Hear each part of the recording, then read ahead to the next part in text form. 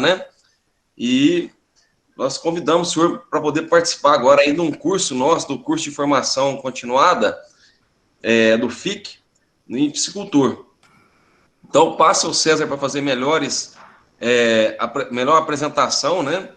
Sua pessoa, e agradeço a todos pela presença com a gente aqui nesse momento. A palestra vai estar, eu vou deixar o link aqui do meu canal, ela vai estar no meu canal a partir de amanhã ou depois de amanhã já, e quem quiser curtir pode entrar, lá tem vários materiais já que a gente está produzindo aí com os profissionais no mercado. Então, passa a palavra ao César agora aí. Ok, Adriano, obrigado pelo convite, tá? Desejo sucesso aí para os colegas do Campos Rio Verde. A gente conheceu o trabalho de vocês logo no início, né, Adriano? O Fabiano convidou a gente para ir dar uma conversada com vocês, foi um momento enriquecedor para mim também, né? Sempre bom a gente ver o pessoal construindo em cima da aquicultura, né? Fiquei muito lisonjeado com o convite, até porque por aqui já passaram pessoas que eu tenho como mestres, como Kubica e muitos outros. Fiquei muito feliz com o convite, tá? Parabenizar a sua iniciativa aí de fazer esse trabalho, deixar isso aberto, né? Eu achei fantástico, a gente faz muitos trabalhos FIC online aqui também, e nunca me ocorreu a ideia de deixar o link aberto, né? Como você faz aí, publicar, divulgar. Eu posso ter certeza que isso é um aprendizado que eu tive contigo e eu vou tentar fazer nos meus projetos de hoje em diante. Tá? Parabéns pela iniciativa e pelo trabalho de vocês aí. Agradeço também aos participantes, aos que estão nos assistindo, que vieram buscar conhecimento, que vieram buscar algumas informações a mais. Espero poder contribuir com todos. Tá? Só antes da gente começar, eu não sei se vocês têm entendimento de como funciona a plataforma Meet. Nesse momento, eu estou na minha apresentação, eu não vejo mais o que vocês escrevem, as câmeras, eu só vejo o meu PowerPoint aqui, tá? Então, se eu não responder as perguntas que estão no chat, no bate-papo, é porque talvez eu não esteja vendo aqui, ok? Mas acredito que no final deve ter um momento aí para a gente poder responder as perguntas, etc, etc, tá bom? Pessoal, vamos lá. O que a gente vai conversar hoje, né? O Adriano pediu para a gente falar um pouquinho sobre policultivo, né? Policultivo é uma coisa bem aqui da região sul, né? Apesar de que ela existe em qualquer lugar que tenha um viveiro de peixes, que tenha um açude, né? Um rio, como fala no Espírito Santo, ou um açude, como fala no Paraná, um viveiro, como fala da forma técnica, né? O policultivo é uma coisa que quase que acontece sem você conseguir impedir, né? Ele não necessariamente tem que ser estimulado. Lógico que o nosso objetivo aqui é falar de um processo racionalizado, nosso objetivo aqui é falar de um processo planejado e pensado que tenha viabilidade tanto técnica quanto econômica, né? Eu fui preparar uma apresentação aqui para discutir com vocês e assim, quando eu vi, eu estava com 100 slides, falei, não dá, tem que diminuir, então, vai ficar muita coisa ainda em aberto, que depois eu estou à disposição para a gente discutir em particular, ou outros momentos também, tá bom? Vamos lá. Eu só queria, por voz, Adriano, confirma se vocês estão visualizando aí tudo certinho, troquei de slide agora, eu não tô com o meu segundo acesso ainda. Estamos sim. Beleza. Bom, então, qual é o objetivo dessa discussão hoje, né? O objetivo dessa palestra é conhecer o conceito e aplicações do policultivo, conhecer o conceito e aplicações do consórcio, tá? Apesar de serem coisas diferentes, é muito comum haver uma pequena confusão entre os dois termos, tá? Então, para a gente já começar a trabalhar, eu vou trabalhar os dois conceitos, tá? Eu vou trabalhar o policultivo e o consórcio, tá? Até porque a imagem de divulgação é de um consórcio, né? Que é o Arroz com Peixe. Então, é difícil trabalhar os dois separadamente, tá? Mas vamos esclarecer o que é um, o que é outro na sequência, né, que a gente só está fazendo uma abertura. O objetivo é que vocês consigam distinguir um do outro até o final dessa palestra, tá? E o nosso foco maior vai ser na integração, ou seja, nós vamos integrar as atividades tanto dentro do viveiro, dentro do açude, né, quanto o entorno, quanto o que está em redor. Essa é a proposta da discussão hoje, tá? Para a gente começar a entender o que é policultivo, a gente precisa mudar um pouquinho a forma que a gente enxerga à aquicultura. Eu acredito, pelo que eu vi aqui, a grande maioria dos profissionais são ligados diretamente à questão da aquicultura, ou da produção do pescado como um todo, né? A gente tem uma visão muito linear do processo. Então, a primeira coisa que eu gostaria de convidar vocês é que vocês tivessem uma visão mais tridimensional, tá? Nós temos que lembrar que nós estamos falando do mundo onde os organismos conseguem se deslocar em 3 direções, não num plano, tá? Esses organismos que nós vamos discutir aqui, eles estão em função do deslocamento nos três eixos, né? Para quem estudou engenharia, o famoso XYZ, né? Não é um plano como nós, onde nós estamos presos, né? Para frente, para trás, para os lados, acabou.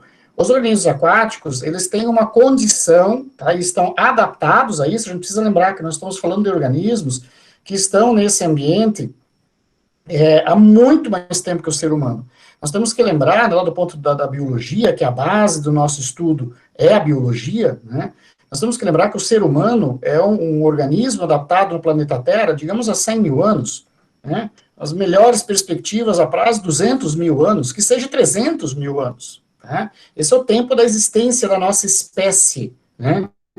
Enquanto homos, não estou nem falando de homo sapiens, né? Eu estou falando de homos erectus, eu estou falando de homos australopithecus, eu estou falando de uma série de raças humanas, né, de espécies humanas que evoluíram ao longo do planeta.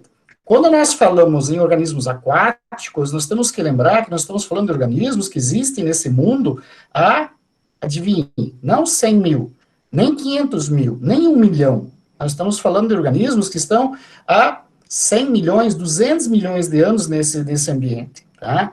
Já existia peixe nos oceanos quando o primeiro dinossauro nem caminhava, ok?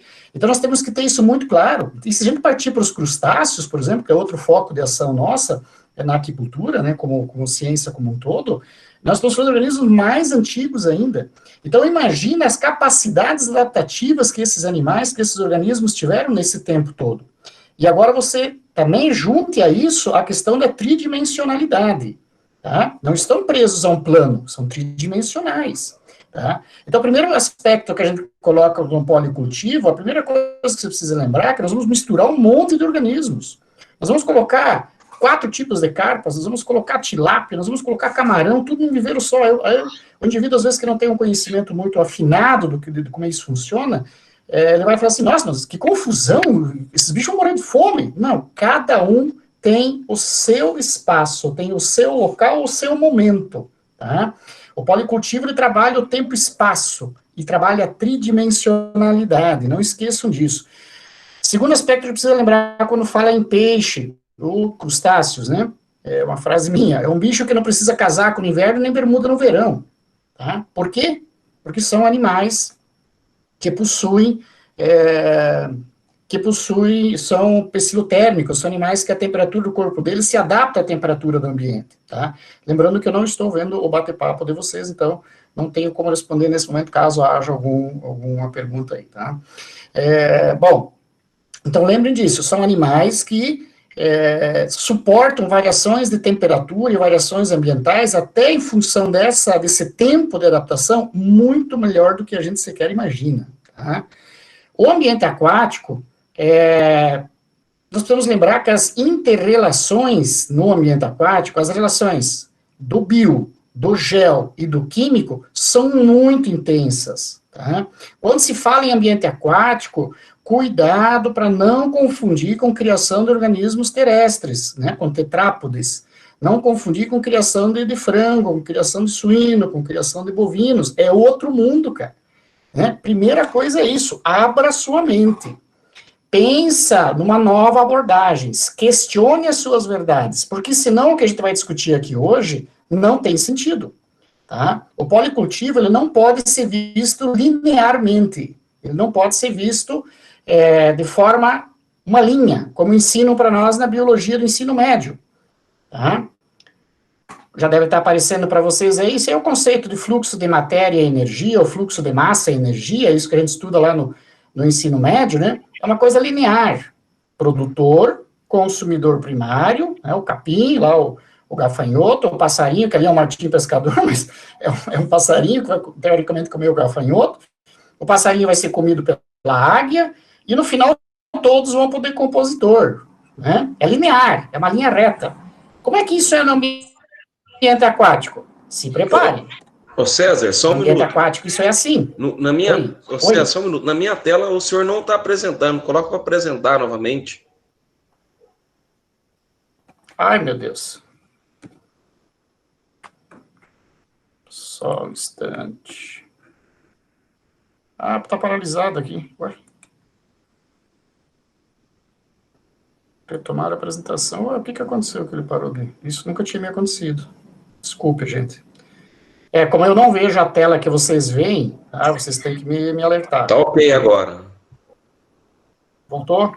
Tá. Em que parte que parou? Eu vou voltando as imagens aqui. Já foi. Essa parte já foi. Essa parte... Essa eu não tinha visto, mas tranquilo, pode seguir onde o senhor parou. Aqui é a fala do abrir a mente, ok? É onde a gente fez uma abertura. Aqui eu estou falando da questão do fluxo de matéria e energia, né, da maneira que a gente aprende no segundo grau, ok? Estão vendo agora? Linear, um capinzinho, um gafanhoto, um passarinho, uma águia, um decompositor, né? É dessa maneira que a gente aprende isso. Só que, no meio aquático, isso não é tão simples. No meio aquático é uma coisa desse tipo aqui, ó. Tá?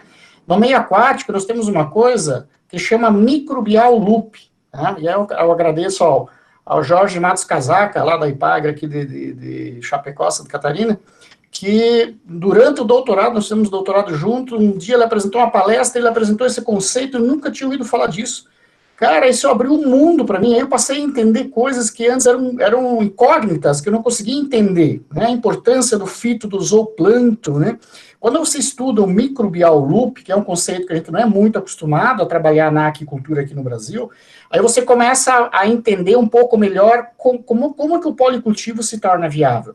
O que é esse microbial loop? Ele é justamente a consequência da interação biogeoquímica, né, a interação do calcário, do nitrogênio, do fósforo com as algas que fazem a fotossíntese, que produz oxigênio, que vai servir para as próprias algas e que também vai servir para o peixe, que vai servir para o bento, para as bactérias fazer decomposição, entendeu? Existe um fluxo, um ciclo aí muito complexo, tá? Que não dá para resumir numa linha como a gente consegue resumir as estruturas no ambiente terrestre, tá? No ambiente aquático, isso é muito mais intenso, isso funciona de uma forma, esses fluxos são extremamente otimizados, tá? Isso faz, como também é um ambiente tridimensional, então eu tenho que lembrar que, havendo disponibilidade de nutrientes, eu tenho desenvolvimento de diferentes tipos de organismos, em diferentes camadas e em diferentes localizações espaciais dentro do viveiro, tá? Aí que a gente começa a discutir o que é o policultivo, tá? O que nós vamos fazer? Nós vamos aproveitar, tá, peixes, agora pensando em aquicultura, não mais em biologia, agora vamos entrar na ciência da produção de proteína animal de organismos aquáticos. Então, a gente entra num processo, tá, de estudar determinadas características biológicas de algumas espécies. Aí os chineses foram fantásticos, né, eles já descobriram isso lá da intuição, do empírico, do dia a dia deles lá, né, há mais de 1000 anos antes de Cristo, eles já fazem isso há quase 3000 anos, segundo os registros que a gente tem, né. Eles já fazem esse trabalho de aproveitar essas, por isso que nós criamos as carpas chinesas, cabeça grande, prateada, capim, a carpa húngara ou carpa comum, dependendo da região do Brasil, tem nomes diferentes. São carpas, são peixes que vieram da China, por quê? Porque eles foram os pioneiros nesse processo, né? Eles perceberam que, por exemplo, uma carpa prateada, ela se alimenta basicamente do fitoplâncton. A carpa cabeça grande se alimenta do zooplâncton. A carpa comum, a carpa húngara, vai no fundo buscar os bêntons, e assim sucessivamente. Você sabendo administrar isso nas proporções corretas, para não quebrar esse fluxo de matéria e energia, me perdoe se eu estou sendo um pouco técnico demais, talvez um pouco profundo demais na parte técnica, mas é um assunto que precisa uma base técnica realmente boa para compreender, por isso que ele às vezes é desprezado e deixado em segunda condição, porque ele é um pouco mais complexo, ele não é tão linear quanto os conceitos de alimentação, onde você entra com ração, por exemplo, e o monocultivo despreza totalmente qualquer organismo que possa existir no sistema. Aqui nós vamos otimizar, né? Aqui nós vamos criar um processo através do qual esses organismos que são produzidos em função desse microbial loop, nós vamos aproveitar todos esses organismos. Tá?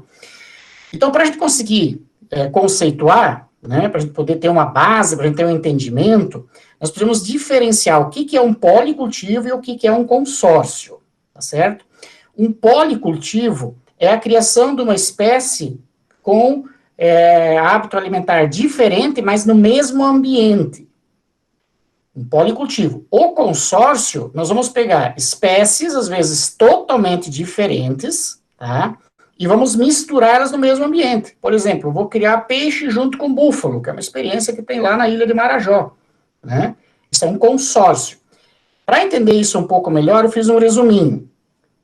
Policultivo é aquático com aquático, ou seja, é uma tilápia com uma carpa, é um lambari com um camarão de água doce.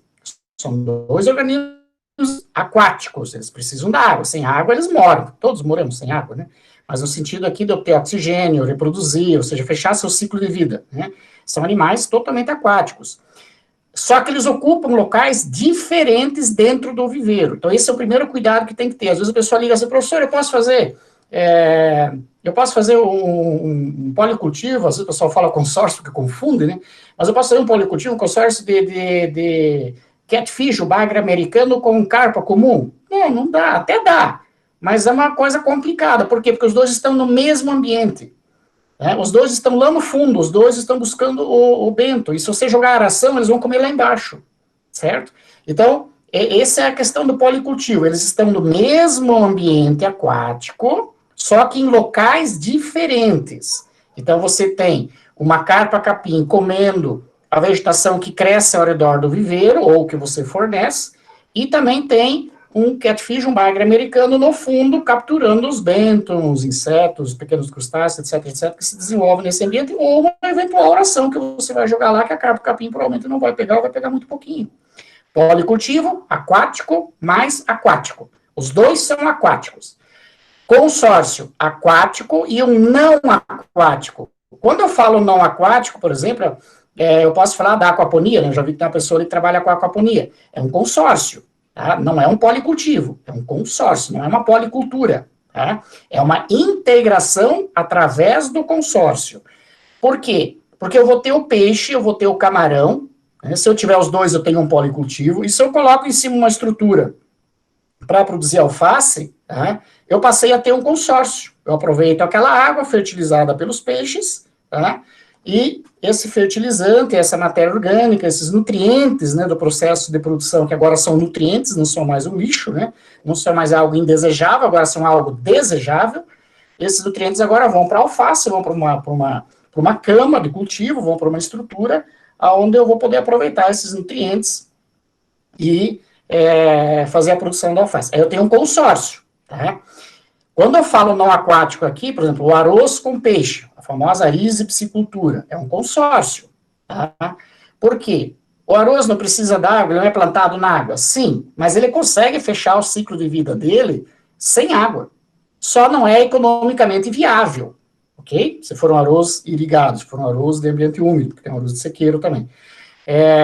Mas quando eu crio o peixe com o arroz, eu fiz um consórcio. O peixe fora da água não vai fechar o ciclo de vida dele de forma alguma. Tá? Já o arroz consegue. Então, eu tenho um aquático com um não aquático. A única coisa é que o arroz precisa mais água do que o normal de uma planta, e por isso que eu aproveito essa capacidade dele para colocar um animal junto, um animal aquático junto, ok? Policultivo, aquático mais aquático. É o mesmo ambiente. Eles só mudam o local onde estão nesse ambiente. Consórcio, eu tenho um aquático e um não aquático. Eu posso ter um suíno, que é muito comum aqui em Santa Catarina.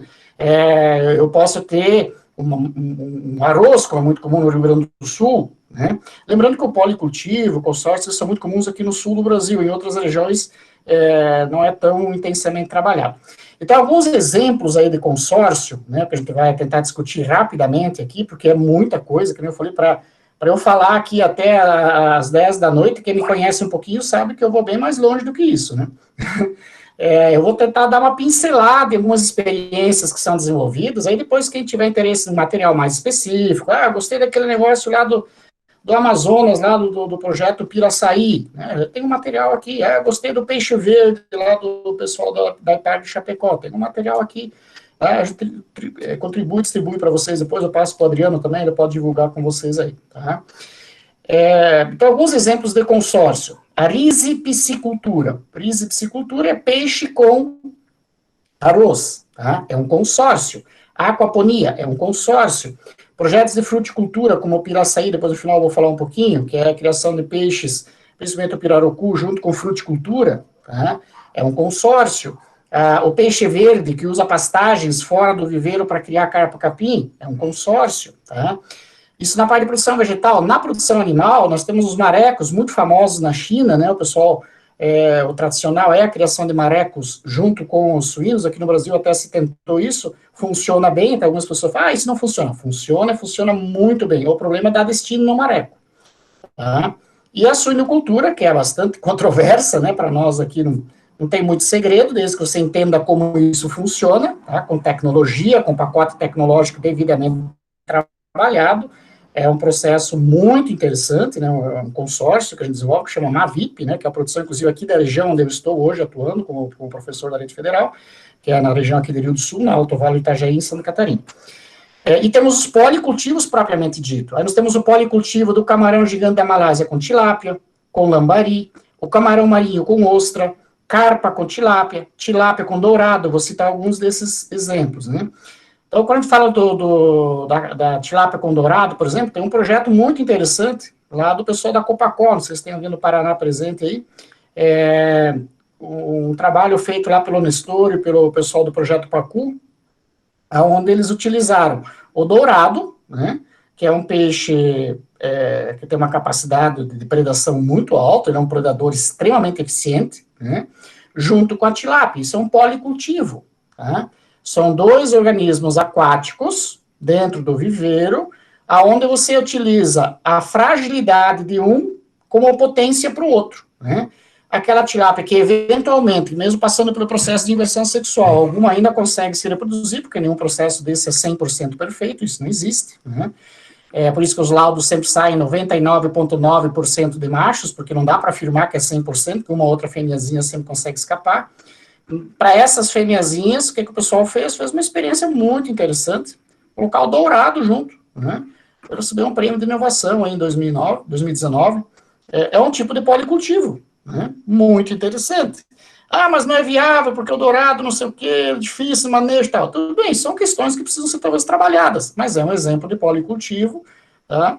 E resolveu um problema que havia no processo, agregando valor, produzindo o dourado, que é um animal, um peixe nobre, né, que tem um alto valor de mercado, etc, etc. Tem algumas fragilidades? Tem, mas isso vai se corrigindo, né, são exemplos.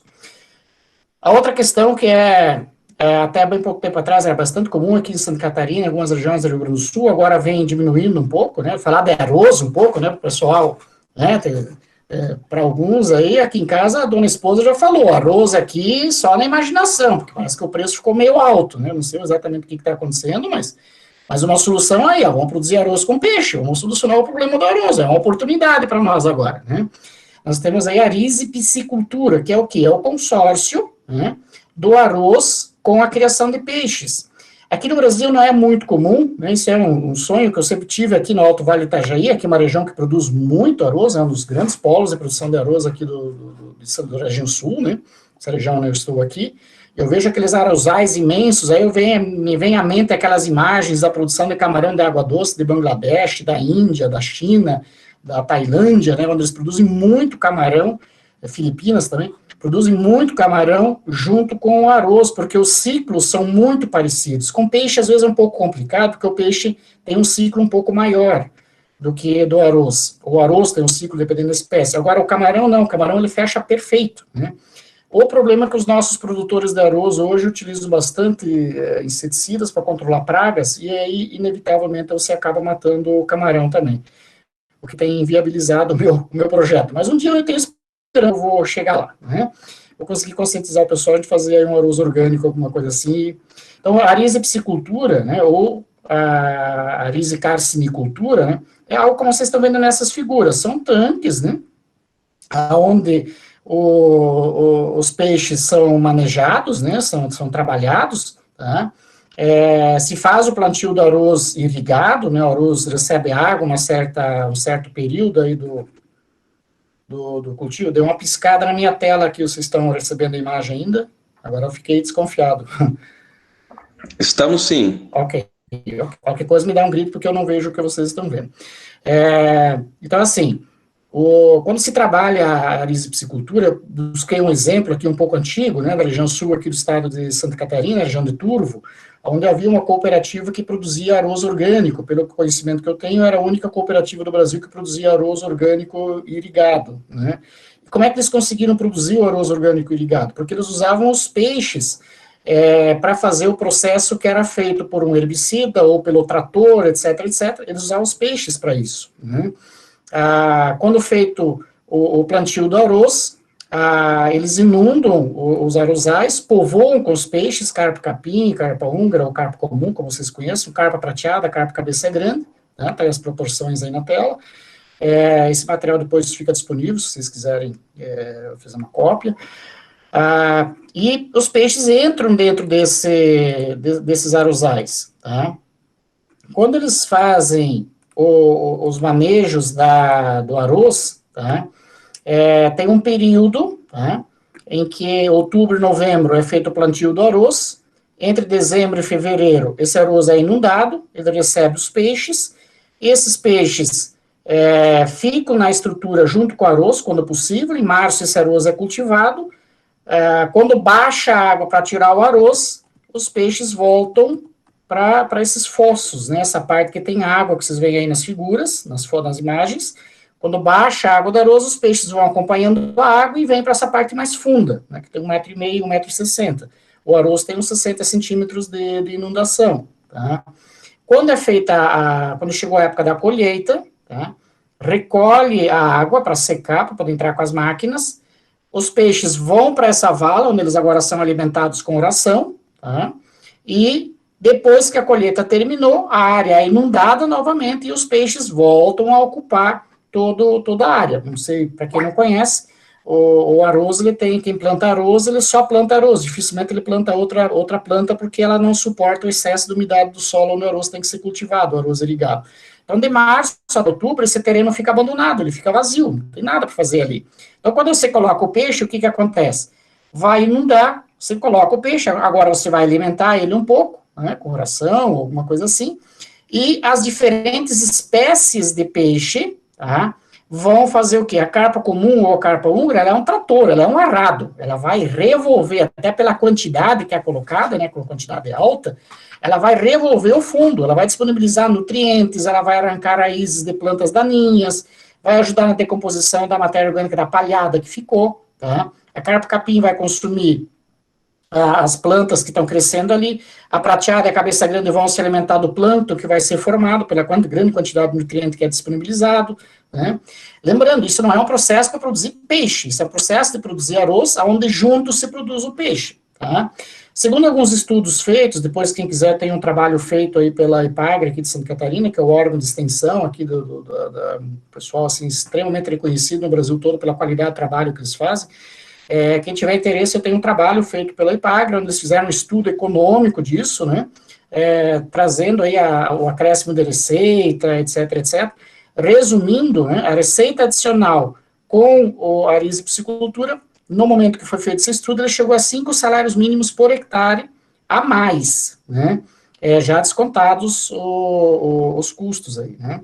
Então, é uma tecnologia muito interessante. A aquaponia, eu vou falar dos consórcios primeiro, para depois falar especificamente dos policultivos, tá? Eu vou dar uma pincelada, assim, para vocês conhecerem, porque às vezes o pessoal fala assim, mas esse negócio de policultivo, isso era antigamente, isso não existe mais, consórcio, isso é perder tempo. Não, na verdade, muitas vezes a gente faz isso, mas por não conhecer os termos de forma adequada, a gente nem sabe que está fazendo um consórcio, por exemplo. A aquaponia é um sistema de consórcio, né? Eu tenho o conceito que a aquaponia é o caminho para a aquicultura urbana, né, que hoje se fala muito nos meios acadêmicos, nos meios de pesquisa, né, a agricultura urbana, e junto vai a aquicultura urbana. A aquaponia, para mim, é o caminho, né, é o mais fácil, tanto para fazer uma pequena horta, quanto uma pequena produção de peixes, né. Para quem não conhece, eu acho muito difícil alguém não conhecer hoje, mas a aquaponia é uma mistura entre a piscicultura e a hidroponia, que é lá onde se produz os vegetais, alface, principalmente, ficou a mais famosa, né, utilizando só substâncias químicas, né, você pega a água, adiciona os nutrientes, tipo assim, você tenta fazer um coquetel com todos os nutrientes possíveis, tá? Joga isso na água e fornece isso para as plantas através do bombeamento, etc, etc, né?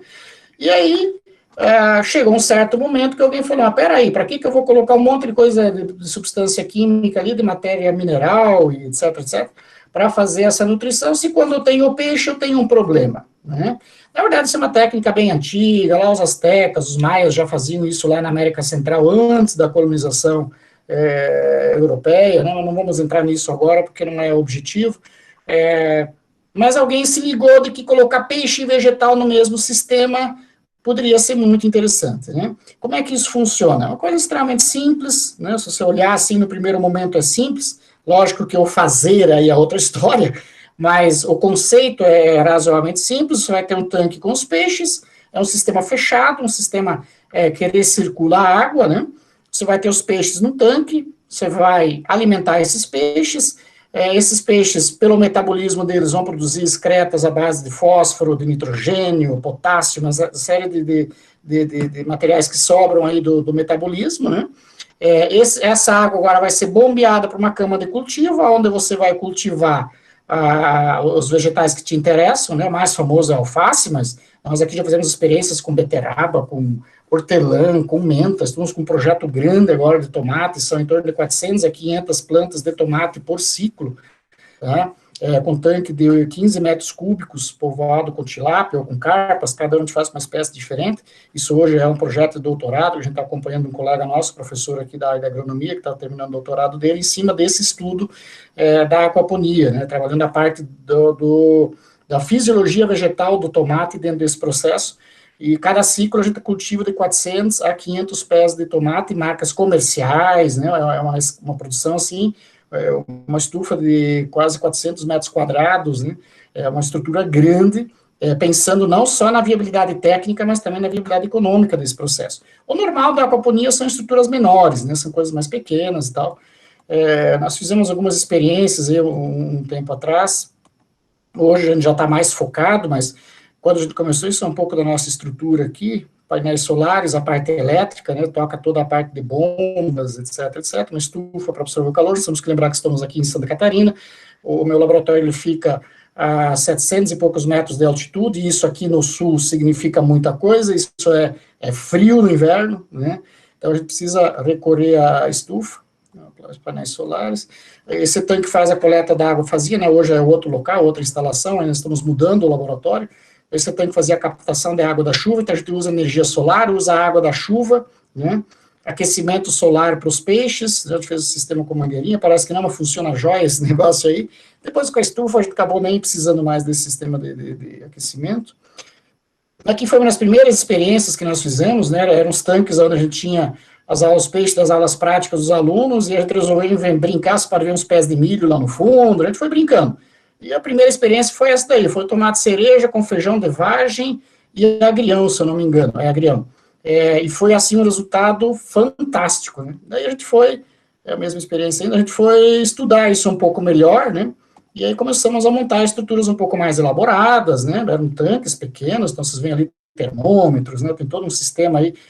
A gente viu que esse sistema que a gente tinha bolado era muito pequeno, a gente ficou com medo das alfaces não crescerem. Aí nós tivemos que colocar, depois nós tivemos que colocar água-pés aí nos tanques para ajudar a absorver, porque é tudo sistema fechado, todo recirculado, né? Aqui os pés de alface com 32 dias, se não me engano, né? É um trabalho você pode ver umas pequenas gaiolinhas, isso era um trabalho de pesquisa de um aluno da agronomia, né? Onde nós testamos 3 tipos de tomate, com diferentes densidades, 3 linhagens de alface, com diferentes densidades de de peixes, assim, o resultado foi muito interessante. Hoje a gente tem uma estrutura, aqui também foi a época das brincadeiras ainda, a beterraba a gente fez, né, uma série de plantas aqui, foi um trabalhinho com menta, né, depois nós ampliamos isso foi para um módulo com estatística depois, né, menta, nossa, funcionou maravilhosamente bem, né, os resultados, depois quem tiver interesse nisso, a gente pode mandar esse material, né, se for uma dissertação, uma monografia de conclusão de curso, tem vários outros trabalhos que a gente orientou depois disso, né. Bom, agora vamos um pouco mais para o policultivo, né, isso tudo são exemplos de integração, tá, vamos falar um pouquinho aí dos policultivos agora. Agora eu vou entrar num tema que pena que eu não estou vendo o bate-papo, mas vai explodir pergunta agora, né, toda vez que a gente toca nesse assunto, esse é um assunto bastante controverso, que é um sistema de produção que nós temos aqui em Santa Catarina, que chama Modelo Alto Vale do Itajaí de Piscicultura Integrado, lembrando que onde eu estou aqui é o Alto Vale do Itajaí, né, eu estou no centro da região aqui do Mavip, foi um dos motivos que eu pedi minha redistribuição para cá, foi justamente para poder trabalhar em cima desse conceito, né, é uma tecnologia desenvolvida pelos piscicultores aqui da região, e depois ela foi aprimorada novamente pelo pessoal da IPAGRE aqui de Santa Catarina, o Sérgio Tamassia, o Claudio Chapo, né? Hoje temos aí o Schwartz aqui em Mirim Doce, né, que é um dos extensionistas que eu sei que trabalha em cima desse conceito, é um aspecto, assim, bastante interessante. Antes de vocês iniciarem qualquer tipo de questionamento, ou dizer assim, meu Deus, suíno com peixe, calma, como eu falei no início, abram a mente, vamos tentar entender como isso funciona. Primeiro, tire da sua mente aquela ideia daquele suíno que come cocô, aquele suíno que come barro, que é criado no mangueirão, que toma banho e vai chanfrudar lá na lama. Não é isso que nós estamos falando aqui, tá? O que nós estamos falando aqui são de criações industriais, tá? É um suíno que não vê terra em momento nenhum da vida dele. Ele não tem contato com nada que não seja água, aração e concreto, tá? Mais nada. Então, primeiro tem que entender do que nós estamos falando, não vai pensar naquela criação de suíno no fundo do quintal lá, não é isso não é suíno, isso nós aqui chamamos de porco. Suíno é o processo de granja, industrial, né?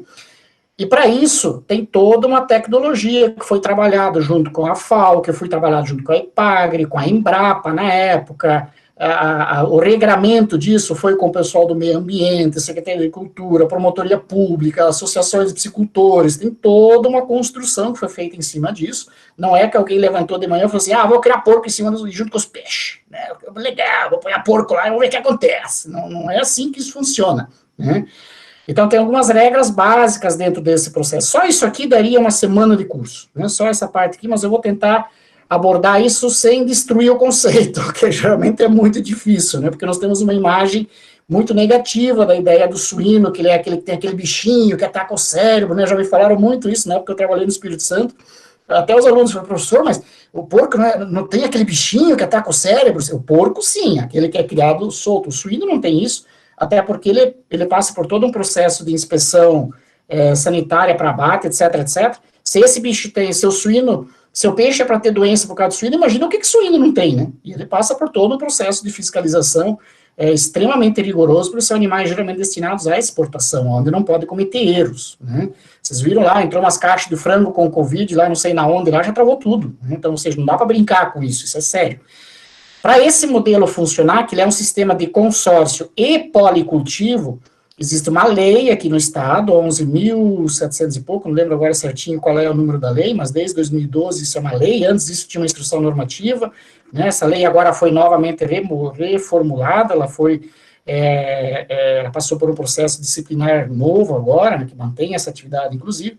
Então, tem alguns conceitos para ser considerado uma VIP, isso gera licença ambiental, inclusive, mas para gerar essa licença ambiental, primeiro, tem que ser policultivo, ou seja, não é um consórcio suíno-peixe do jeito que você quer, não, existe um regramento para você poder submeter esse sistema de produção. Então, primeiro é policultivo, ou seja, você vai ter no mínimo 5 espécies lá dentro. Aí eu vou criar tilápia, beleza, cria tilápia, mas você tem que colocar a carpa húngara, carpa comum, que nós chamamos de carpa húngara aqui, você tem que colocar a carpa capim, você tem que colocar a carpa prateada e você tem que colocar a carpa cabeça grande, tá? Essas 4 espécies são obrigatórias junto com a tilápia, que é a tua espécie principal. Um outro objeto, tem que ter alimentação suplementar, porque não é o dejeto do suíno que vai alimentar o peixe, isso é a primeira coisa que tira isso da cabeça. A quantidade de suínos é tão pequena, você não consegue produzir 15 toneladas de peixe com a fertilização dos suínos, isso é impossível. A fertilização dos suínos é única e exclusivamente para estimular a produção de algas. Com as algas, nós temos mais oxigênio. Mais oxigênio, os ciclos biogeoquímicos são otimizados. O nitrogênio que vem da ração, tá, que é decomposto ou que é digerido, né, pelo próprio organismo, que libera na forma de amônia, na presença de oxigênio e as bactérias nitrificantes, a amônia vai virar o quê? Nitrito, nitrito vira o quê? Nitrato, nitrato é o quê? Alimento de alga, alimento de planta. Mais nitrato, mais algas, mais oxigênio, menos aerador. Tá? Então, a alimentação suplementar é obrigatória. A integração é com suínos, não é com porcos. Tá? Fica muito claro isso. Animais de granja, como fala a lei. Né? Não é suíno solto criado de qualquer jeito lá, com qualquer comida, com resto de comida, não. São animais de granja, com todo o acompanhamento sanitário, etc, etc.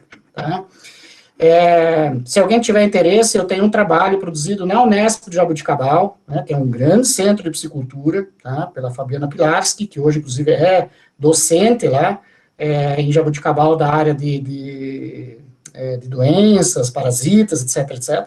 É um trabalho que deixa claro, foi feito estudo desde o solo, água, peixe, deixa muito claro que não há nenhum tipo de problema no consumo dessa carne, desde que feito dentro de um processo, né. Os viveiros obrigatoriamente são viveiros, essa palavra é importante, a lei que disciplina isso, inclusive, ela deixa muito claro o que é um viveiro, o que é um açude, o que é uma represa, o que é um reservatório, o que é uma lagoa, né? São viveiros. E qual é o conceito de viveiro? Controle total da entrada e saída de água, tá? Não se trabalha esse sistema onde tem troca de água. Daí, eu tive um colega, professor, num campus próximo aqui, ele falou assim, professor, como é que vocês fazem? Esse peixe não vai morrer sufocado? A ideia dele é uma esterqueira onde nós colocamos peixe, não é isso que acontece, né? Não é dessa forma que isso funciona, vocês já vão entender qual é o mecanismo. Então, controle total de entrada e saída, ou seja, não sai água. Inclusive, quando nós trabalhamos isso com o pessoal do meio ambiente aqui, com os fiscais, a gente fala o seguinte, né? Chegou na propriedade, o cano lá, o sistema de esgotamento, de esgotamento da água do viveiro, não está 5 centímetros acima do nível, multa. Tá? Por quê? Porque não pode sair água do viveiro. Não tem sentido eu jogar fertilizante para esse fertilizante ir para o rio. Essa fertilização tem que ficar ali no viveiro. E o pessoal produz 10, 12, 15, alguns até um pouco mais toneladas por hectare. Como isso é possível? Pela aeração mecânica. Tá? A despesca é controlada, ou seja, você não vai lançar aquele material no rio, não é assim que isso funciona, tem todo um trabalho que tem que ser feito em cima disso. Tá? Lembrando que esse trabalho de regulamentação, de organização desse sistema, tem todo um conjunto de pesquisa. Eu vou ter que me acelerar um pouco, senão não vou conseguir terminar no prazo que o Adriano pediu. Mas rapidamente, assim, os peixes, então, é um policultivo de tilápias, que é o objetivo principal, e as carpas, aí alguns vão falar assim, tá, mas vocês fazem o que com essas carpas? Olha, eu falo o seguinte, se pegar essas carpas e jogar lá no meio do pasto, no meio do pomar para fertilizar, ou coisa que não tiver nem outro destino, né? Em últimos casos, eu brinco com os meus alunos, em últimos casos, me chama que eu vou lá buscar de graça, né? Não é isso que acontece, felizmente, porque hoje a demanda por carpas é muito alta, que vão para os pesque pagues, principalmente do Paraná e São Paulo, né? O pessoal que transporta as carpas está sendo forçado hoje a buscar carpas em outras regiões aqui da região sul, até no Paraná, outras regiões de Santa Catarina e outras regiões do Rio Grande do Sul, porque não tem carpa suficiente, né? Inclusive, eles estão com um trabalho, um projeto em cima dos piscicultores para que eles aumentem as taxas, as quantidades de carpas no sistema. Por quê? Porque está faltando carpa no mercado. Tá? Tilápia hoje também, né? Está faltando tudo hoje, né? Graças a Deus, né? Parece que a economia está dando uma reviravolta aí. Mas o objetivo principal são as tilápias. As carpas, elas entram como controladoras. É só isso que eu gostaria de abordar ainda. Por quê? A carpa comum, a carpa húngara, ela vai no fundo. O que ela vai fazer lá no fundo? Ela vai mexer aqueles 5 centímetros de sedimento, onde está a matéria orgânica em decomposição. Quando ela mexe aquilo, ela disponibiliza nutrientes que estão ali, principalmente o fósforo, e vai permitir a oxigenação desse fundo, porque a carpa, ao contrário do que as pessoas pensam, ela não come o baro, ela assopra. Ela assopra o fundo para suspender o lodo, e aí ela capturar o bênton, que é aquele bichinho, aquela minhoquinha, aquele besourinho que fica lá no fundo, que é o que ela quer, tá? Ah, mas elas vão sujar a água. Na quantidade errada. Coloca 10 boi por hectare a pasto para tu ver o que vai acontecer. Eles vão comer até o arame. Né? Claro, o cara pega um açudinho lá de 10 metros quadrados, coloca 50 carpas lá dentro, meu querido, não tem o que fazer. Eles vão comer terra, pedra, peixe, vão comer até o dono se ele entrar lá dentro. Né? Então, tudo é uma questão de regramento, ok? Existem quantidades específicas, tudo é protocolado, tudo é muito bem estudado em cima das leis da biologia de massa, fluxo de massa e fluxo de energia, ok? Então, por isso que isso funciona, porque não é qualquer jeito, de qualquer maneira, não é assim. A carpa cabeça grande, ela vai consumir o excesso de zooplâncton. A carpa prateada vai consumir o excesso de fitoplâncton. A carpa capim é jardineira, ela vai manter a vegetação sob controle, porque nós não queremos vegetação nos nossos viveiros, na verdade, a vegetação vai atrapalhar o fluxo biogeoquímico de nutrientes. A quantidade de suínos ela é limitada por lei. Segundo os estudos da IPAGRE, poderiam ser colocados até 120 suínos por hectare sem problema nenhum, né, para o processo de produção. Mas por um acordo com o pessoal da promotoria pública, com o pessoal da Secretaria de Meio Ambiente, etc., isso que foi me passado pelo senhor Sérgio Tamacia, que foi uma pessoa que trabalhou ativamente, hoje aposentado da IPAG, trabalhou ativamente na construção desse protocolo. Então foi feito um acordo, como é que eu vou dizer, político, entre aspas, né, de usar somente 60 suínos, mas o recomendado seria 90, tá? E suportaria até 120, mas por uma questão de negociação ali, então foi decidido 60, e é o que o pessoal tem usado. Suíno comercial, lembrando de novo isso, de 20 a 105 quilos. Aí usa ração extrusada, no contrário, o pessoal pensa, não é sem ração? Sim, tem ração, precisa, tá? Muito da piscicultura de Santa Catarina hoje, que cresce muito em outras regiões, deve a esse sistema aqui do Alto Vale. Foi ele que viabilizou muito a indústria de ração, foi ele que viabilizou muito o produtor de alevino, e que hoje fala mal do sistema, né? Às vezes até por desconhecer a importância e a tecnologia.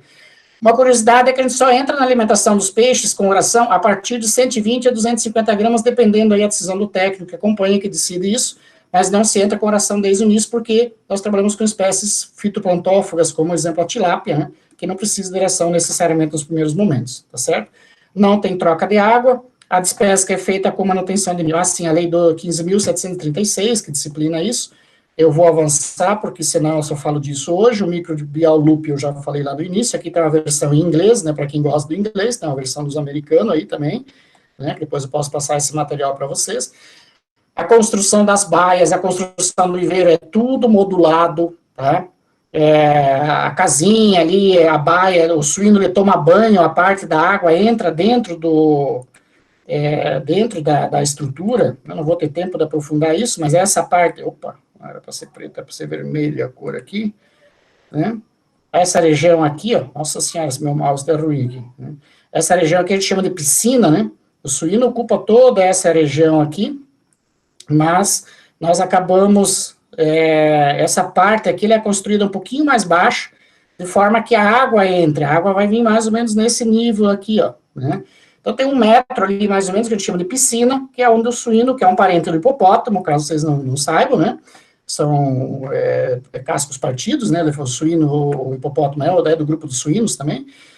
O suíno ele tem uma aptidão, né? Ele gosta muito desse ambiente, né? Inclusive tem um estudo aqui de um frigorífico regional aqui chamado Pamplona, onde eles constataram que os teores de cortisol e outras substâncias provocadoras de estresse são bem menores na carne desse suíno do que o criado em granjas convencionais, né? Que inclusive abriu exportação para o pessoal para o Japão desses suínos, né?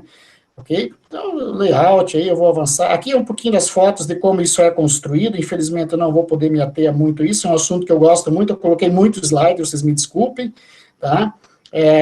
Mas umas imagens rápidas aí da construção. Vocês podem ver que tem uma parte aqui que está ficando mais baixa, né? Observem aqui, ó, tá? Agora ficou desse lado aqui, né? Essa parte aqui vai inundar. Essa já é a baia pronta, tá? Deixa eu tirar essas linhas vermelhas aí que não era para aparecer. Tá? Isso já é a construção pronta.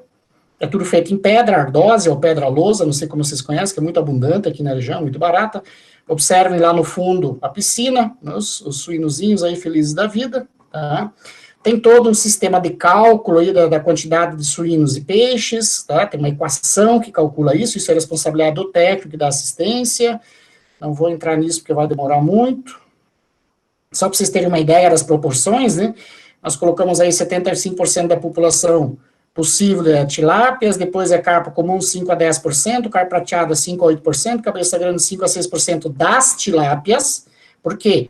Porque vai depender da aração que eu jogo das tilápias para esses organismos conseguirem se alimentar do plâncton e dos bêntonos que vão ser produzidos, ou seja, tudo muito bem planejado, tudo muito bem equilibrado. O cara que bolou isso aqui é um gênio. Quanto mais eu estudo isso, mais impressionado eu fico. E para que isso funcione, tá? Os suínos são tirados 15 a 20 dias, geralmente o pessoal tira anos, geralmente com 30 dias o pessoal já tira os suínos dos viveiros, para que não haja aporte de uma nova matéria orgânica. Para fazer a despesca, abaixa 40% do viveiro e 20% da área, faz a despesca, passa o arastão, passa a rede de arasto, não tem aquela cena que alguns às vezes tendem a entrar lá, pegar peixe à mão, não existe isso, é tudo feito com equipamento, até porque é inviável, né, você vai entrar num açude ali, tem 10, 15 toneladas de peixe, você querer pegar com a mão, isso tá lascado, vai ficar uma semana inteira, vai morrer tudo, né?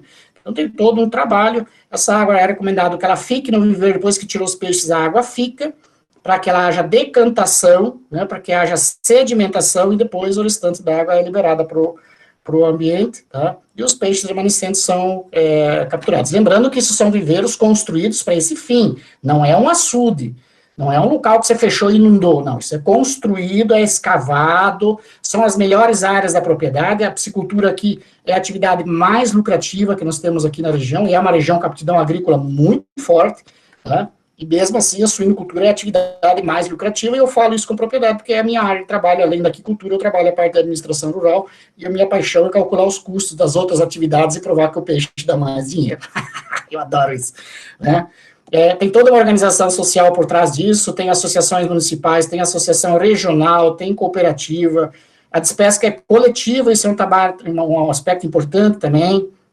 As famílias se reúnem para fazer a despesca, a troca de serviço, não há empregados ou coisa assim, são pequenas propriedades familiares, tá? Não tem nenhum grande produtor produzindo nesse sistema VIP, não existe isso, são só propriedades pequenas que viabilizam a propriedade, evita o êxodo rural, ou seja, elimina uma série de problemas, né, que existem em outras regiões. Nós estamos fixando o homem no campo, gerando renda, dignidade e produzindo alimento de alta qualidade. Vejo que tilápia maravilhosa aí.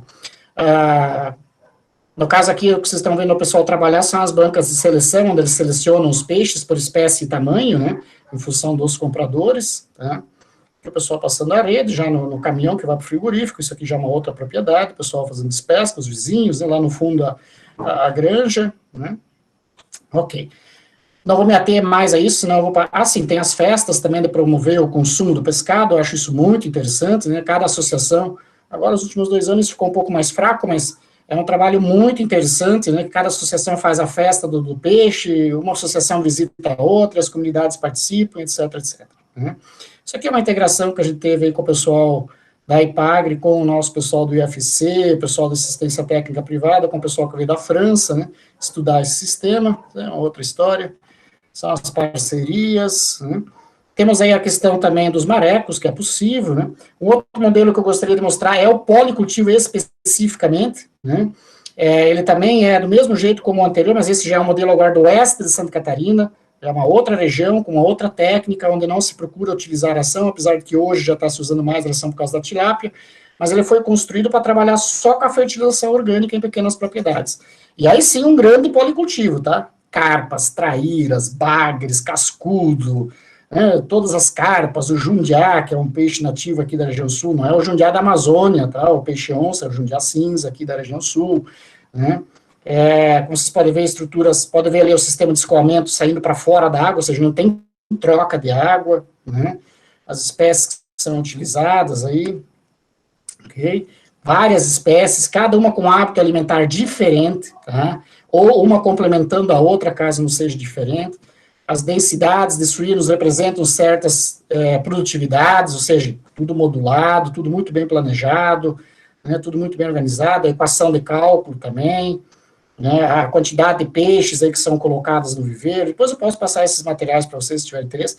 Uma característica do porquê que isso é interessante, porque, assim, não adianta agora, o cara tá, vamos dizer, mas tem alguém assistindo aqui lá do, sei lá, do Maranhão, né, vou fazer, gostei da palestra, vou fazer um consórcio, um policultivo aqui, vou convencer meu pessoal. Calma, Não adianta fazer isso se você, por exemplo, não tem um mercado para os peixes. Por que nós podemos fazer isso aqui?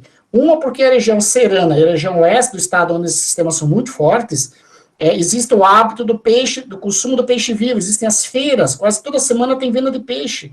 A feira municipal, lá onde o pessoal da horta se junta a vender verdura, alface, tem lá uma bancada para o peixe vivo, tem lá as caixas d'água com compressor, com ar comprimido, com oxigênio, cada um se vira como pode, e a associação organiza lá, cada final de semana vai um produtor lá vender um peixe, ou vai um levando peixe de vários, e eles vão vendendo, né? E isso representa muito da comercialização local, por isso que isso também é possível, porque há um mercado para esses peixes, porque não adianta fazer isso, você não tem o que fazer com peixe depois, né?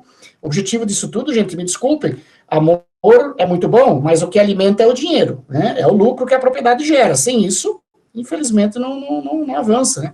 Aqui já é uma outra região, uma região serrana aqui de Curitibanos, no alto estado, né?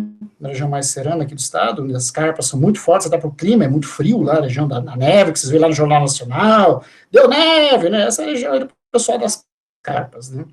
As linhagens que eles trabalham são carpas um pouco diferentes, né? São as carpas de linhagem húngara, né, sem escamas, que tem um desenvolvimento bem melhor.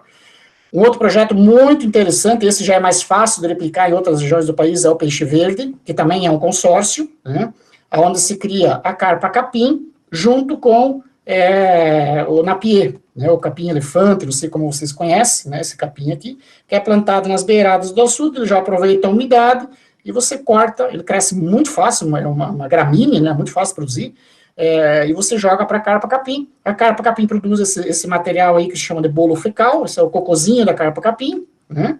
Ela tem uma velocidade de trânsito muito grande no intestino, ela tem um intestino muito curto, para quem já estudou a biologia da carpa já deve ter percebido, ela tem um intestino muito curtinho, então ela tem que comer muito, a carpa capim, ela come 100% do peso dela por dia, né? Isso faz com que ela defeque bastante, né? E esse bolo alimentar vai agora fertilizar o viveiro, que vai permitir o crescimento da carpa prateada, da carpa cabeça grande, da carpa húngara, ou de outras espécies complementares, mas principalmente essas 4. É um ciclo longo, é 1 ano e meio, 2 anos para fechar o ciclo, mas o objetivo aqui são produzir peixes grandes para um mercado específico, para aquele consumidor de final de semana que quer uma carpa para assar, né? Não é para a indústria, é um outro mercado, tá? Pequena propriedade também, ok? Então, aqui a parte técnica, depois que tiver interesse, eu mando os trabalhos. Para não falar só da região sul, tem um trabalho muito interessante, estou finalizando já, Adriano, com o pirarucu, né, e o açaí, que chama pira-açaí, pira-peixe, açaí, né, vocês conhecem. Então, a mistura dos dois, pira-açaí, é um projeto que trabalha na região norte, muito interessante, para quem quiser, depois eu posso mandar os modelos aí. Para nós aqui no sul, o pirarucu, infelizmente, é impossível, por causa do frio, né, mas para as regiões aí mais... O que eu quero mostrar com isso? Não é só aqui no sul que se faz isso, existem possibilidades de integração em todas as regiões, só tem que pôr a cabeça para funcionar e achar uma solução para o problema, né? Essa aqui eu achei fantástica, né? O pessoal produz muito peixe, produz os pirarucus em tanques de geomembrana, usa essa água para fertilizar os pomares, melancia, pimenta, açaí, goiaba, né? Uma série né? Tem até uma estatística aí, que com 12 toneladas por ano de peixe, fertiliza 1 hectare de lavoura. Isso é muita coisa, né? Produz muito, tá? Outras formas de integração, e aí, como eu falei, eu posso ficar aqui um mês falando disso, né? Tem o camarão marinho com ostra, da Primar, lá do Rio Grande do Norte, que é fantástico, né? Para quem não quer, às vezes, uma coisa mais limpa, entre aspas, né? No conceito, né? Que eu não vejo problema nenhum, mas o camarão marinho com ostra, né? Fantástico. O peixe com búfalos lá na ilha de Marajó, a camarão água doce com tilápias, muito comum no Espírito Santo, Minas Gerais, algumas regiões do Rio de Janeiro, né? Esse policultivo muito interessante.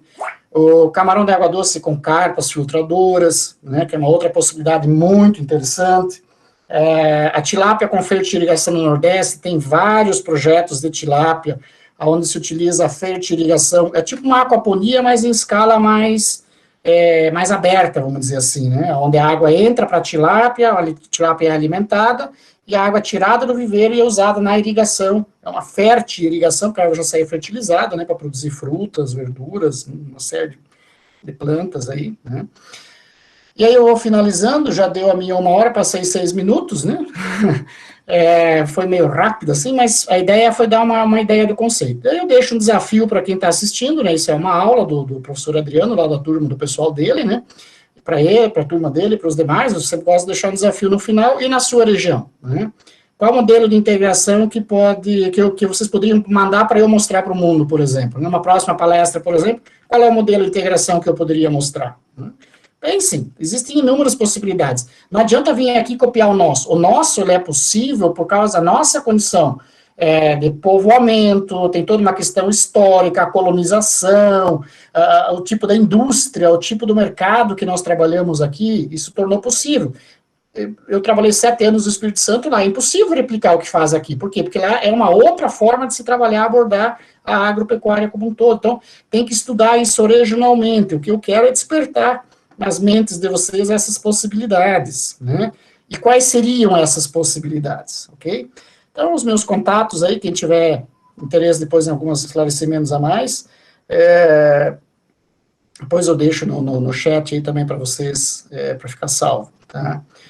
E era isso por hoje. Vou provocar vocês aí com alguns dos produtos feitos a partir das nossas carpas aqui, dos nossos peixes de policultivo, né?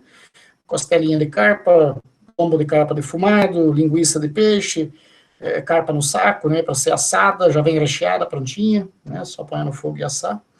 Era isso. Espero que a minha ansiedade em mostrar muita coisa não tenha atrapalhado, mas é um primeiro momento, né, e a ideia é justamente mostrar um pouco para vocês isso, tá? Opa, agora eu estou vendo o chat aqui, vamos lá. PESADAP. Adriano, eu posso responder as perguntas ou você quer fazer algum caminhamento antes? Pode sim, pode sim. Então tá. Vamos lá, vamos começar pelo final. Show de bola, obrigado, William. Legislação específica, sim. Sim, ele está respondendo. Sim, tem uma legislação específica para o Estado de Santa Catarina trazendo consórcio? Sim, temos uma lei, tá? É uma lei, não é uma instrução normativa ou qualquer coisa assim, é uma lei, ou seja, é uma coisa séria, né? Uma lei não se faz chegando de manhã na Assembleia Legislativa e fazer faz uma lei para mim. Não é assim que isso funciona. Tem todo um processo de construção para que essa lei fosse possível, tá? Aí a pessoa fala aqui, porque aqui tem surgido de legislação. Opa, peraí, deixa eu achar aqui. Legislação que proíbe a utilização de fezes animais para peixes. Não, mas não é isso que acontece, tá? Aí é que está o problema da interpretação. Não é utilizada a fezes animal para peixes, tá? Aí já começou um erro. Realmente, isso é indigno, né? Ninguém vai tratar um animal com fezes. Isso não existe, tá? O que é feito aqui é utilizar o suíno para fertilizar o ambiente, a quantidade de suínos. Faz o cálculo, 60 suínos, tá? Para 15 toneladas de peixe, cara, só se jogar o suíno lá dentro, porque não tem como isso alimentar os peixes, tá? O que vai acontecer é que esse fertilizante disponibilizado na água, ele é fonte de nitrogênio e fósforo, ele vai estimular as algas. Aí é que está a charada. Por isso o microbial looping, porque você tem que entender o efeito das bactérias nesse processo.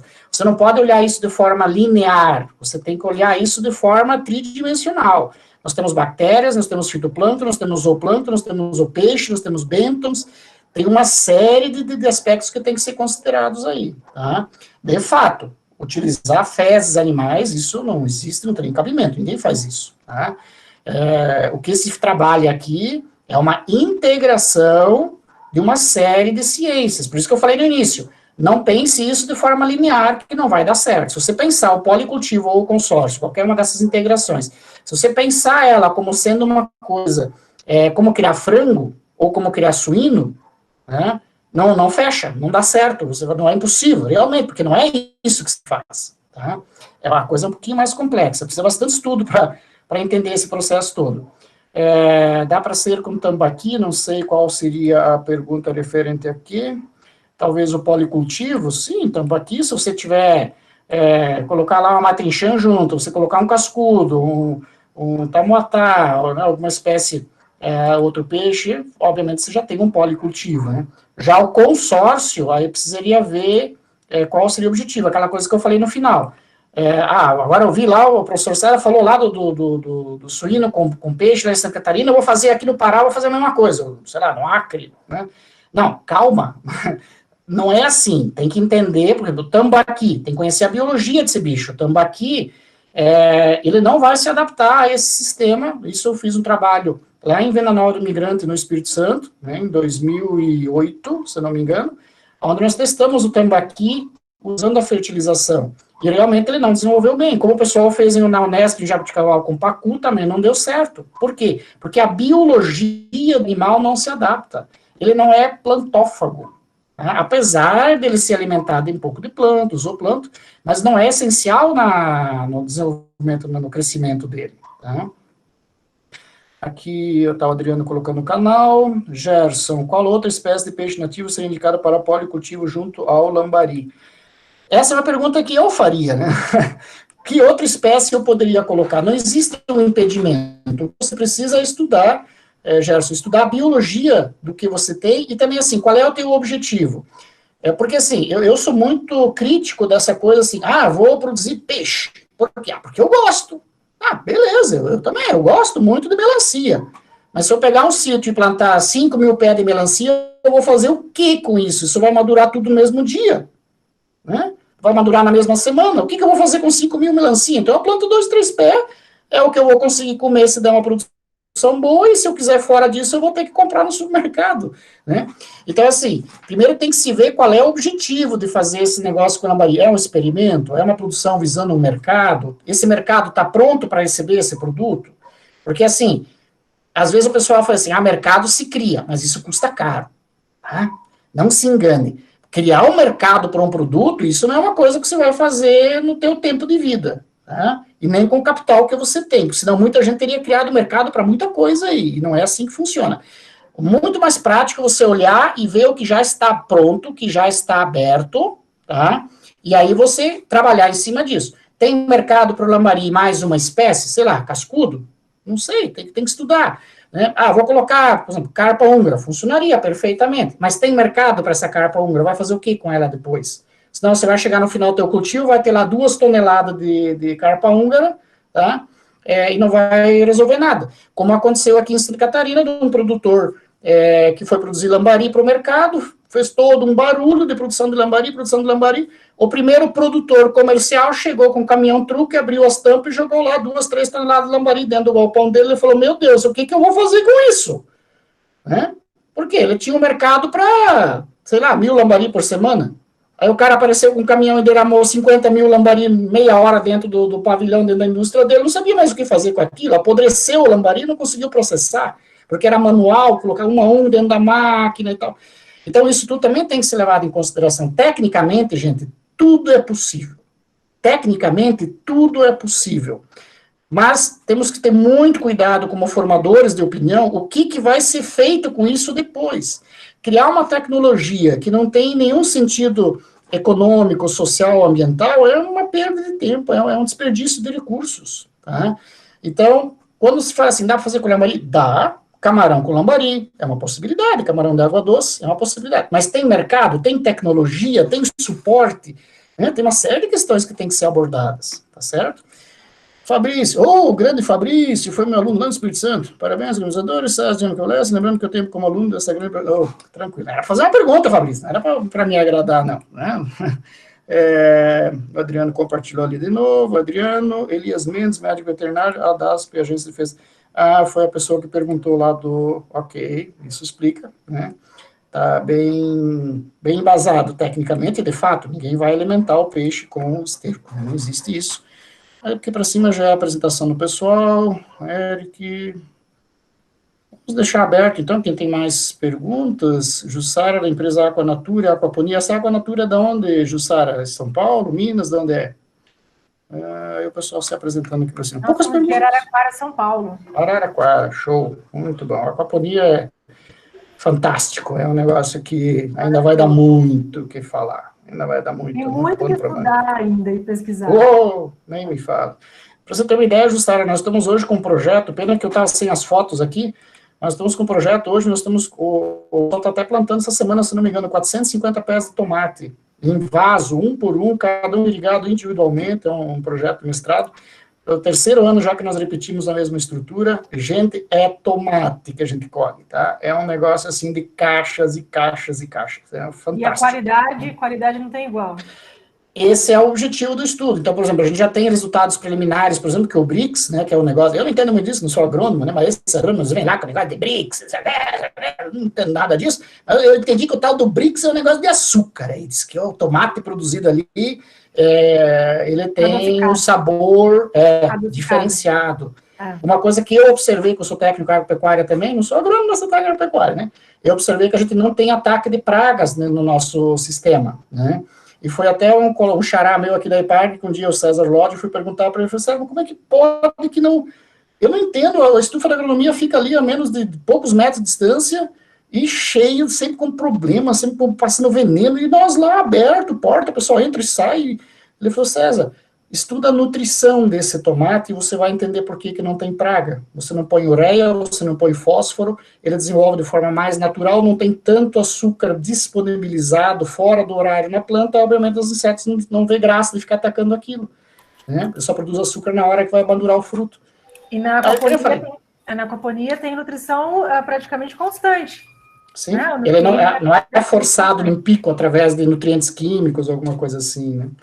Mas na aquaponia é outro negócio, a gente pode ficar um mês falando aí, porque é uma paixão, é que nem cachaça, depois que você acostuma, não larga mais. Eu fiz uma pergunta aí para o senhor, parabéns pela explanação. A minha pergunta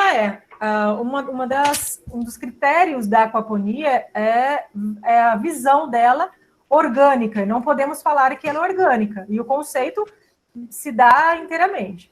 Qual é a dificuldade, né, ou o nicho que nós poderemos trabalhar para tornar ela orgânica? A ração? Então, uma suplementação orgânica? Esse é um aspecto complicado. Eu trabalhei uma época num projeto junto com o pessoal do antigo Ministério da Pesca. Eles tinham uma proposta de peixe orgânico, né?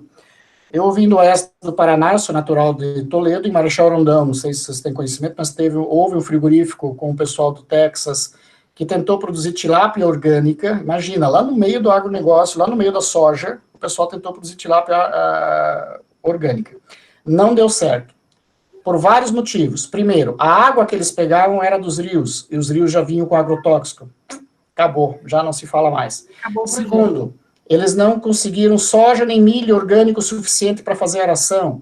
O desenvolvimento da tilápia sem os premix industriais é ridículo. Não tem como competir. O preço que chegar no mercado é altíssimo. O resultado foi um ano, faliu, quebrou. E foi a proposta que a gente deixou aquela vez junto com o Ministério da Pesca. A minha proposta não seria o selo orgânico. A minha proposta seria o selo agroecológico. Novo selo. Isso. O selo orgânico vai ser muito difícil. O ambiente aquático, ele é muito dinâmico. É muito difícil você isolar variáveis. Não é como você plantar, por exemplo, um chuchu, né? Você pega uma área, faz a transição, passa do convencional para o orgânico, 2, 3 anos, etc, etc, vizinhos, entorno, quebra-vento, blá, blá, blá, blá, blá, e você virou orgânico, selo IBD, beleza, né? No peixe, isso é muito mais complexo. Vamos pegar na aquaponia, por exemplo, como é que você vai alimentar esse peixe sem uma ração industrial hoje que não tenha transgênico? Isso é impossível, não existe. Nós precisamos fazer biomassa, né? Precisamos fazer biomassa. Então a pessoa, vamos pôr a carne para o capim e plantar capim. Tá, mas não é viável. A quantidade de capim que ela come, o oxigênio que isso vai consumir, se você fizer o estudo do consumo de oxigênio, é uma coisa absurda. É impossível você conseguir energia elétrica suficiente em uma escala um pouquinho maior, a não ser que seja uma coisa de fundo de quintal. Mas se você começar a pensar um pouquinho, porque nós temos que pensar também na viabilidade econômica, isso faz parte da sustentabilidade. Amor é bom, mas só isso não enche a barriga de ninguém, né? Então, a minha proposta sempre foi agroecológico. Por quê? O agroecológico, ele tem umas abordagens um pouco diferentes. O agroecológico, ele vem muito desse conceito de fluxo de massa e fluxo de energia. Como é que você, segundo a Organização Internacional da Agroecologia, como é que você tem um agroecológico perfeito? Quando os joules de energia que entram no sistema convertem em joules de energia, é uma linguagem bem termodinâmica, bem engenheiro, bem engenharia, mas é uma coisa que tem muita lógica. Você injeta 1000 joules de energia na forma de aeração, na forma de eletricidade, de água, uma série de ingredientes, e você vai tirar, digamos, a situação que seria ideal, perfeita, que é impossível, tem a entropia, tem a perda, né? Mas o ideal seria você agora tirar 1000 joules de energia em carne, né? Isso a gente sabe que nunca vai chegar, mas quanto mais próximo você chegar disso, melhor está o teu sistema, menos você vai perder para o ambiente.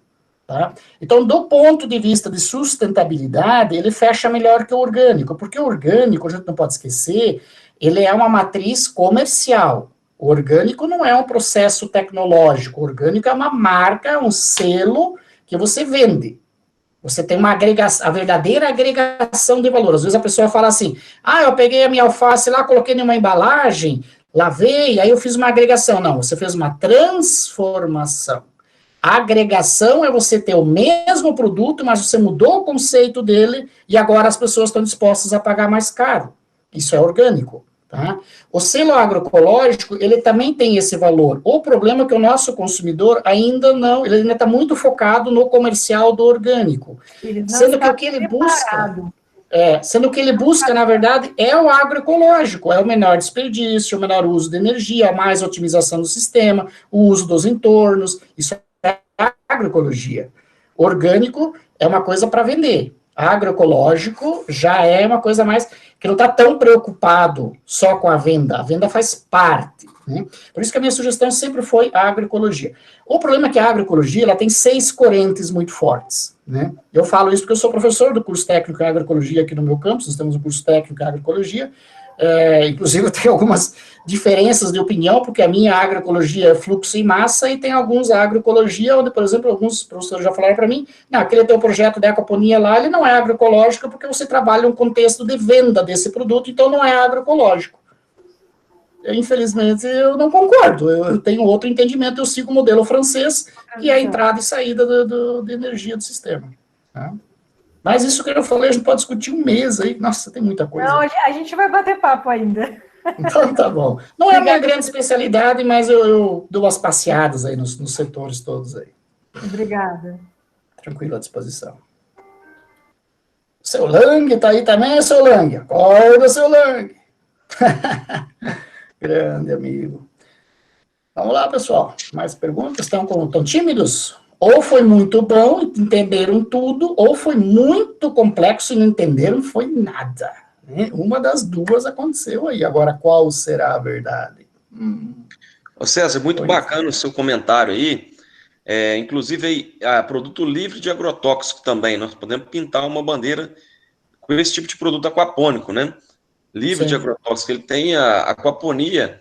Jussara participou com a gente já. Ela tem vamos falar, a hidroponia ela é bonita e tal, mas ela tem problemas aí com alto nitrato nas hortaliças, e até agora o produto aquapônico ele não tem sido identificado isso ainda, e agrega valor. O peixe ele dá um charme para o negócio, ele valoriza o produto, né? Todo mundo que tem uma propriedade ele quer ter um peixinho produzido, né?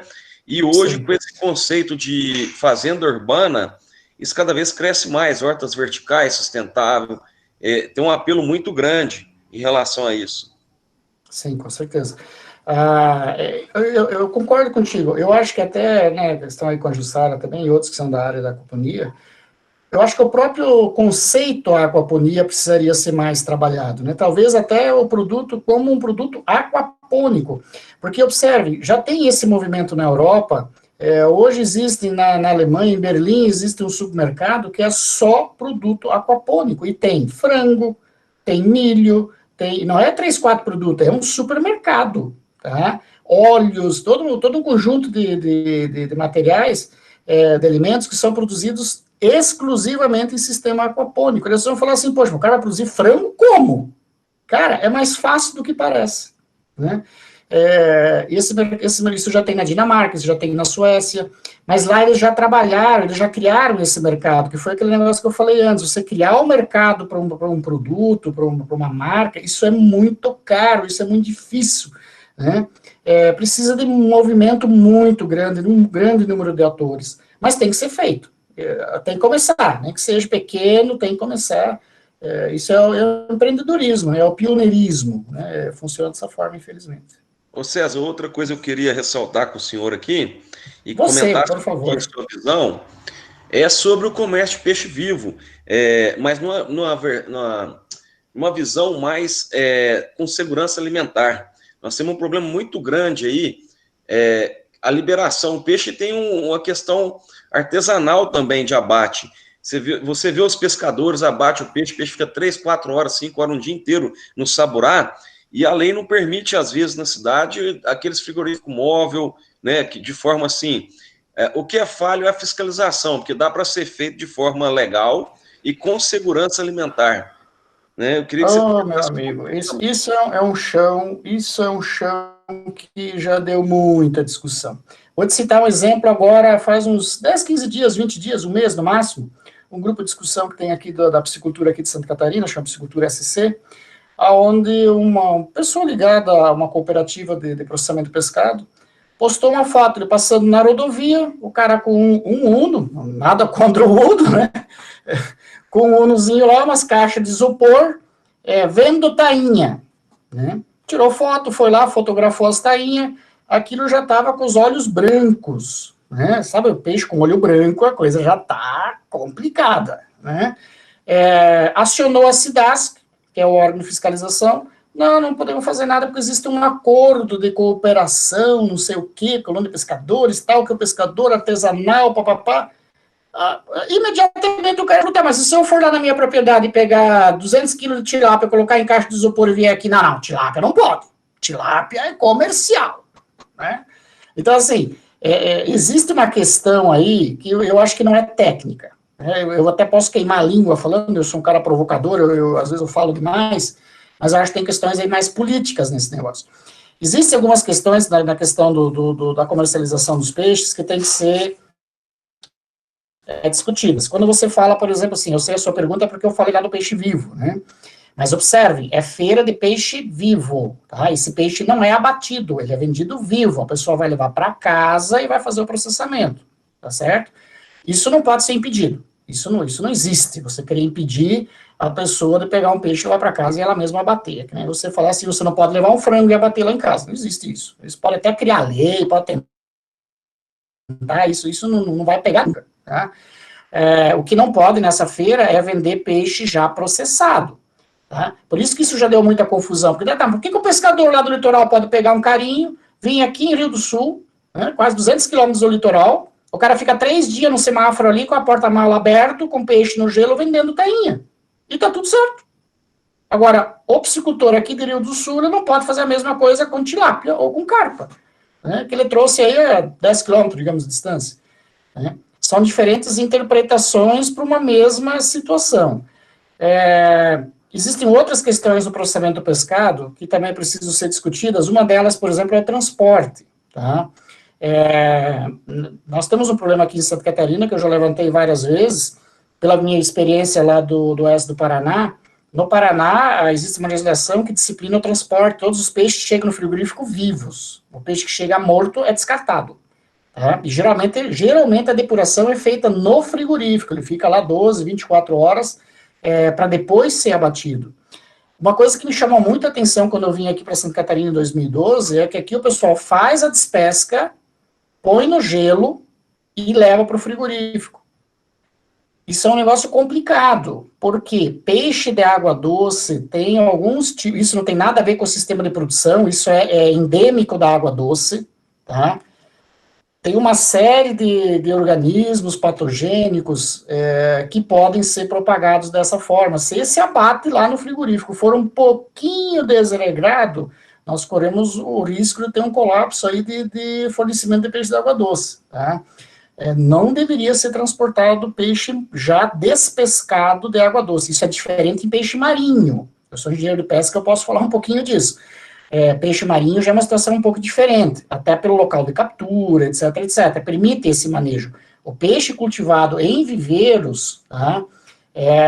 Nesse ponto eu acho que o Paraná está bem à frente. Já há muitos anos lá, todo o transporte é feito sempre vivo. O peixe chega vivo no frigorífico, para depois ser processado. Isso também melhora a qualidade da carne, tem uma série de aspectos aí que são envolvidos, Me preocupa isso quando eu vejo em muitas regiões do Brasil onde o peixe de água doce é transportado da mesma forma que o peixe de água marinha. É peixe, é tudo igual. Não, não é. Tá? Tem um cuidado. Quem for da área aí, fica atento a essa questão, porque não é a mesma coisa. Tá? Peixe de água doce, se você romper o intestino de um peixe de água doce, vai cultivar as bactérias para você ver o que tem lá. Né? Que o peixe marinho não tem. Tá?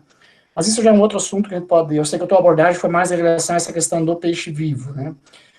Isso tem uma questão... O comércio do peixe vivo aqui, ela tem uma questão cultural, que foi, na verdade, o que desenvolveu a piscicultura em Santa Catarina pela colonização, principalmente de colonos do centro europeu, alemães, austríacos, poloneses, ucranianos, né?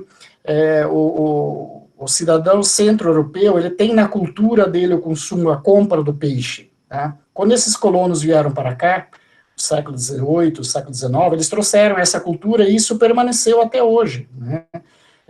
Aqui em Santa Catarina, eu acredito que o Vale do Itajaí e a região norte do estado seja que menos desenvolve isso, mas a região, as outras regiões do estado é absolutamente normal, é uma questão até cultural, né? Você comprar um peixinho, levar para casa, preparar ele, fazer todo a toalete dele e fazer o processamento e consumir o peixe, né? É uma questão também difícil de trabalhar. Entra no mesmo caminho da história do peixe marinho que é vendido na beira da estrada, né? Também pode ser alegado, não, peraí, meu avô fez, meu bisavô fez, meu pai fez e eu vou fazer também, né? É uma alegação politicamente bastante forte. Tecnicamente, talvez questionável, mas politicamente ela tem muita força, né? Ô César, complementando aí, acho que a aquicultura nós temos muitos problemas político-econômicos, interesses, né? E isso atrasa muito a cadeia aquícola. Com certeza. Eu, como profissional da área de aquicultura e também da administração da gestão rural, né, eu tive a coragem um dia, eu digo coragem porque é ousadia, né? Numa reunião de processadores de proteína animal, fui convidado a falar da aquicultura e eu fiz uma provocação, assim, que se eu não fosse funcionário público eu não poderia fazer, porque eu nunca mais ia arrumar trabalho em lugar nenhum. Mas o que a gente chama aqui de máfia da carne, né? A gente percebe nesse país um rigor, uma fiscalização em cima da produção de pescados, principalmente da aquicultura, né? Uma coisa exagerada. Se você for ver em outros países, é um absurdo as legislações que nós temos, tanto do ponto de vista ambiental, quanto de regulação, até as questões relacionadas. Eu não estou criticando o profissional que vai lá fazer isso, né? Não é? É o sistema, né? Se criou-se um sistema que às vezes me dá a impressão que é para inviabilizar a aquicultura, né? Por quê? Nós temos que lembrar que quando nós falamos de aquicultura, eu pego uma tilápia com 1,3 kg, 1,4 kg de ração, que é a nossa média de conversão aqui, 1,3, 1,35, 1,4, eu faço 1 kg de peixe. Se eu quiser fazer 1 kg de frango, eu preciso quase 2 kg de ração, 1,8 kg. Se eu fizer 1 kg de suíno, eu preciso 2,5 kg de ração. Se eu fizer 1 kg de bovino só a base de ração, que não é impossível, mas se fosse possível, eu preciso lá uns 8 quilos de ração. Então, agora você joga isso para uma escala, né, industrial, se nós pudéssemos produzir peixe como se produz frango, tá? Com a mesma quantidade de grãos, porque a gente sabe, né, as indústrias que fazem a ração do frango, do suíno, do boi, do cavalo, do cachorro, do gato, são as que fazem a ração dos nossos peixes, dos nossos camarões. Se nós pegássemos agora esses cereais, esses nutrientes e transformássemos em ração de peixe, quantas milhões de toneladas de proteína animal nós não produziríamos a mais? E inviabilizaríamos, obviamente, a cadeia da carne vermelha, porque ela não teria como competir conosco. Eu pego 1 hectare para produzir um boi a pasto em sistema extensivo, seja semi-extensivo, eu produzir 2 bois por hectare por ano. Tá? Esses bois vão pesar o quê? 600 quilos? São 1.200 quilos de boi a cada 2 anos, que é quando fecha o ciclo. Isso para 1 hectare. Qualquer produtor artesanal de peixe que queira vender peixe na Páscoa produz muito mais que isso. Vai produzir 4, 5 mil quilos por hectare. Se for um produtor semi-intensivo, ele vai para 10, 15 toneladas por hectare. Estou falando de 10, 15 mil quilos de matéria bruta que pode ir para um frigorífico e ser transformado em carne, né? E aí, no frigorífico, me permite, Adriano, eu acho que nós temos outros problemas também. Nós ainda estamos muito focados no mercado da elite. Eu tenho falado isso desde 2003, né? Eu fui severamente criticado num evento no Paraná, porque eu falei que o frigorífico tinha que parar de olhar só o filé da tilápia. O frigorífico tem que começar a olhar outras classes sociais, e para isso não adianta o filé. não adianta pressionar o piscicultor, que ele não tem mais margem, ele não tem como baixar o custo dele, tá? Ele está no limite, se pressionar mais, ele vai parar de produzir, tá certo? Aí tem os picos, que nem está acontecendo agora, tem uns picos aí que o preço explode, tá? Mas isso é momento, gente. Não vai construir uma granja, uma piscicultura imensa, porque agora o preço... Isso é um momento a cada 3, 4 anos. Eu já estou nisso há quase 30 anos, estou nisso desde 92. A cada 4, 5 anos tem uma explosão dessa. Explode o preço, falta peixe, aí um monte de gente entra na atividade. Como é muito fácil de produzir, porque você produz muita biomassa numa área muito pequena, tá? No ano seguinte vira uma desgraceira, tem gente entregando peixe de graça. Mas aí o cara insiste, ano que vem vai dar certo, deu certo ano passado, ano que vem vai dar, esse ano não deu, mas ano que vem vai dar. Aí fica 2, 3 anos, aí o pessoal desanima, esses paraquedistas param, eles desanimam. Só que daí o que vai acontecer? Falta o peixe, dá aquela explosão de novo. Então tem que tomar muito cuidado, o suíno, isso é a cada 2 anos. No peixe, a cada 4, 5 anos, vocês podem cuidar, a cada 4, 5 anos explode o preço, assim, não tem peixe em lugar nenhum. Aí vem o pessoal de São Paulo buscar peixe aqui em Santa Catarina, porque não tem peixe para processar. Aí o pessoal fala, opa, negócio do peixe agora ficou bom. Não, é só um momento. Ano que vem já vai ter tanta gente produzindo que já não é mais tão bom assim. Então, esse processo também é complicado. Por que isso acontece? Porque nós focamos num mercado de elite. Não tenho nada contra o mercado de elite, parabéns para quem consegue colocar lá, o mercado de luxo chamado, né, consegue vender um filé de tilápia a 30, 40 reais, ou no filé mignon tá 25, 30, né, parabéns para quem consegue, mas com isso nós não vamos conseguir construir uma aquicultura séria, uma aquicultura que tem escala, tá? Nós não vamos poder pegar 1 quilo de tilápia, tirar 350 gramas de carne e o resto jogar 600 e poucas gramas, né, 650 gramas, jogar no lixo. Isso não funciona, não adianta a gente fazer isso não vai funcionar, tá? Nós precisamos mudar essa abordagem, e se preciso mudar de espécie. Não existe uma coisa que eu gosto muito do Sérgio Tamassia, aqui de Santa Catarina, que ele sempre falava, o peixe maravilha. Ele ficava indignado quando o pessoal falava assim, não, agora é só tilápia, acabou, agora é tilápia, acaba com o resto. Aí ele falava assim, a tilápia é um peixe maravilha, né? Vai solucionar todos os problemas, né? E, na verdade, o que ele queria dizer com isso? Nós temos que manter a matriz um pouco aberta, porque vamos pegar peixes de couro, por exemplo. Se vocês já fizeram o processamento de um peixe de couro, você sabe que o rendimento em carne de um animal desse é fantástico. Nós temos o Jundiaí Cinza aqui em Santa Catarina, isso, vários trabalhos que eu conduzi com orientação científica dos meus alunos aqui, tanto na pós-graduação quanto na graduação, o rendimento de carcaça desse animal passa de 50%. É algo absurdo se você considerar como uma tilápia. Dependendo do tamanho do Jundiaí, do Jundiaí Kelly, você consegue rendimento de filé de 45% a 48%.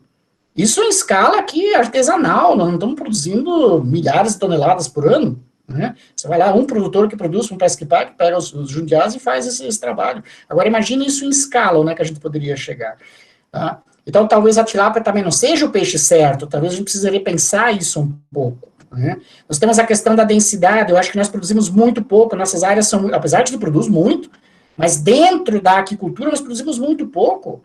Cara, pensa um pouco aí, o panga, né, eu não sei nos outros estados, mas aqui em Santa Catarina tá uma briga em torno desse negócio de panga, eu já fui ameaçado de prisão, um monte de coisa aí, se eu falasse de panga, mas eu vou falar, porque eu não sou funcionário público, eu tô aqui para falar mesmo, não tem esse negócio não devo nada para ninguém. Cara, se tu conversar com o pessoal que produz panga em São Paulo, ou até mesmo fora do país, né, a gente tem bastante contato com o pessoal lá do Equador, é incrível. Eu não estou nem falando de Vietnã e China, não tenho nem a ousadia de comparar onde o pessoal está produzindo 125 peixes por metro quadrado com 800 gramas no final do ciclo, 2 ciclos por ano. Não quero nem falar disso. Eu estou falando de 15, 20, 30 peixes por metro quadrado, né? Se você for, isso aqui em São Paulo o pessoal está produzindo, eu conheço o pessoal que produz ali, né? Um peixe que tem respiração aérea, que tem um rendimento de carcaça excelente, é uma carne de qualidade, quando nós produzimos aqui, nós estamos mal acostumados com o panga, porque a gente recebe o panga do Vietnã, que não serve para a Europa, não serve para os Estados Unidos, não serve para o Japão, não serve para a China, aí ele vem para nós. Aí nós criamos um conceito que panga é uma carne ruim. Eu tinha esse conceito durante muitos anos. O panga é terrível, quem é que vai comprar isso? Quem é que vai produzir? Depois que eu experimentei o panga produzido aqui no Brasil, eu mudei minha opinião, tá? É uma carne totalmente diferente, não tem aquele teor de gordura, tem um sabor diferenciado, tá? Tem coisa para trabalhar ainda, mas é uma coisa que a gente precisa prestar atenção. Não existe peixe maravilha. A aquicultura é muito nova.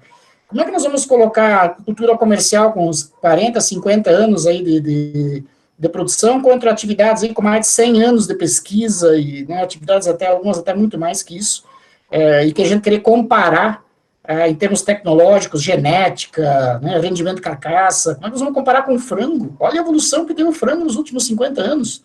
Que evolução que nós tivemos no peixe? Pouquíssima coisa, né?